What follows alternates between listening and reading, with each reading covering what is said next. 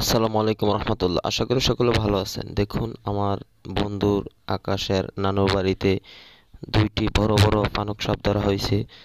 প্রথমে একটা ধরছে এই ঘরের ভিতর দিয়ে, এখন একটা ঘরের বাহিরে এই পাশ দিয়া। ওরা কিভাবে ধরলো এটা আমার মাথায় ধরলো না, কারণ এই সাপটা ধরাতে আমার একটা সন্দেহজনক লাগলো, যে মনে হচ্ছিল ওদের এখানে কোনো কারচুপি বা আছে না, যে প্রতারণা। আসলে হাদিস পড়ছি তো এই কারণে ডাইরেক্ট সন্দেহ করতে পারতাছি না, তবে কিছুটা সন্দেহ লাগলো এই সাপেটা এখান থেকে ধরলো না ওরা এটা কারচুপি করছে, সেটা আসলে বোঝা যায় না। তো যাই হোক, আমরা সচক্ষে যেটা দেখলাম যে এই বাড়ি থেকে এইখান থেকেই ভিতর দিয়ে ধরছে আর একটা বাহির থেকে ধরছে। তো যাই হোক, ও আবার খেলা টেলা দেখায় জোকার আর কি।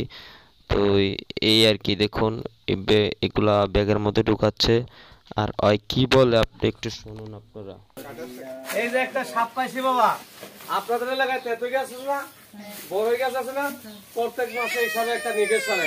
এই নিকেশটা কোনো মানুষের গা লাগলে বুঝছি, মা বেটিদের গা লাগলে গ্রাম অঞ্চলে বলে কালের দেশটা কালের বাদক, খেলায় সন্তান হয় না, অনেকের হয়ে হয়ে মারা যায় হিসাবের নিঃশ্বাসে। যেই ঘরে লাগে ওই ঘরের আয় উন্নতি হয় না, বাচ্চাদের লাগলে হাঁপানি শ্বাসটান হয়ে যায় হিসাবের নিঃশ্বাসে।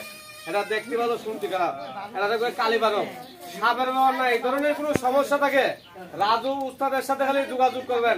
আল্লাহ রকম জায়গায় একটা সব দিয়ে ভালো করবে, উপকার বলে নামাজ পড়ে দোয়া করবেন, কাজের আগে টাকা পয়সা খায় না।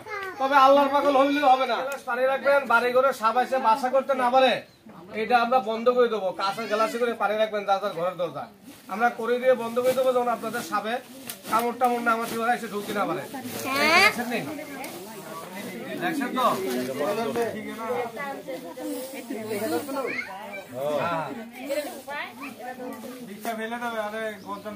তো যাই হোক, আপনারা দেখলেন এই জোকার কি বলল। তো যাই হোক, সবাই সাবধান থাকবেন আর আমাদের চ্যানেলটি সাবস্ক্রাইব করবেন এবং ফেসবুক পেজ থেকে ফলো করবেন আর এইসব প্রতারক থেকে সাবধানে থাকবেন। ধন্যবাদ।